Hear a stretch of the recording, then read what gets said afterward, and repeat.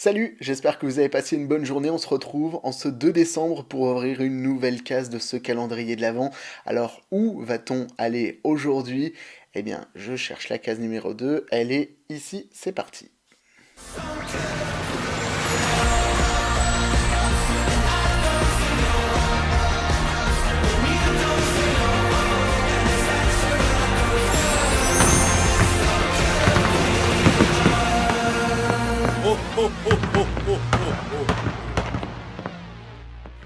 Et je vous ai donné cet indice hier, on sort du continent. Alors certes, le pays n'est pas encore tout à fait sorti de l'Union Européenne, mais ça ne devrait pas tarder.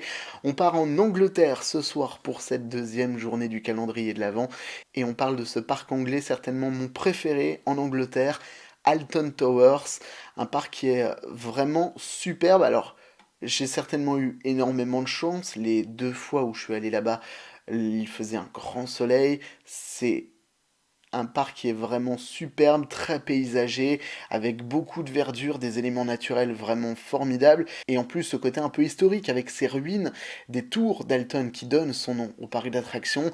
C'est vraiment un site qui est superbe. Moi je suis vraiment tombé sous le charme. C'est certainement l'un des plus beaux parcs d'Europe, et au-delà de ça, il propose de très très belles attractions. Des montagnes russes, elles sont vraiment très nombreuses.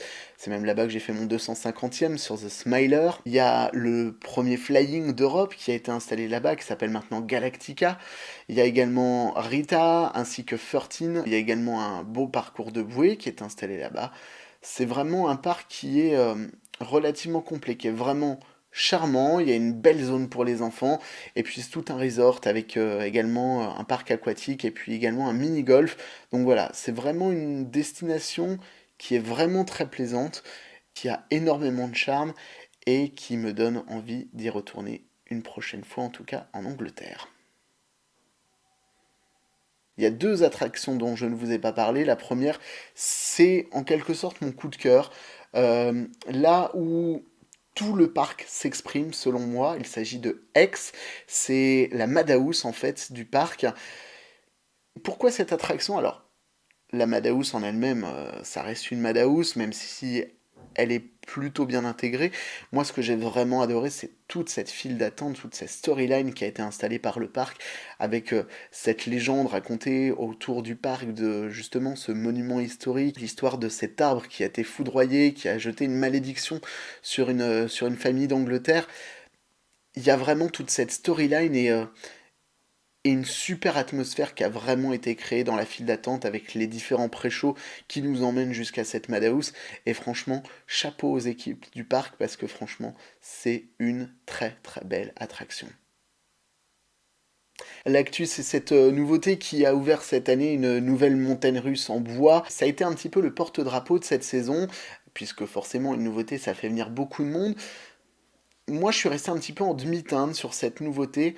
Il y a un pré-show qui est vraiment superbe. Là-dessus, il n'y a rien à redire. Ça a vraiment été fait avec très bon goût, avec beaucoup de détails techniques.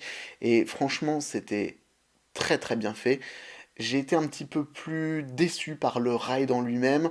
J'ai trouvé que le Wooden était plutôt mou. Il est assez court quand même, un peu moins de 800 mètres, et que les sensations étaient pas forcément extraordinaires. J'ai connu de meilleures sensations sur des petits wooden entre guillemets installés dans des parcs d'attractions de beaucoup moins grande envergure qu'Alton Tower. Alors certes, il y a toute cette scénographie, mais voilà, j'ai vraiment été un petit peu déçu par le ride, même si la scénographie mise en place, notamment dans la file d'attente, est plutôt bonne. Je suis un petit peu plus dubitatif sur ce Wickerman, justement, qui est en plein milieu du parcours, qu'on traverse par 2 fois pendant le ride. Il y a cette volonté de schématiser le passage un peu dans les enfers, avec justement ce côté enflammé.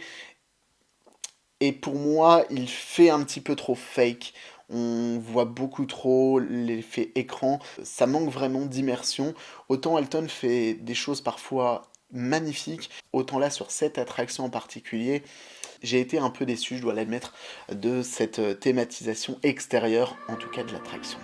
Voilà pour cette deuxième journée du calendrier de l'Avent. On se retrouve demain 18h pour une nouvelle vidéo. On ouvrira ensemble la 3e case. Je vous souhaite une excellente soirée. À demain. Salut.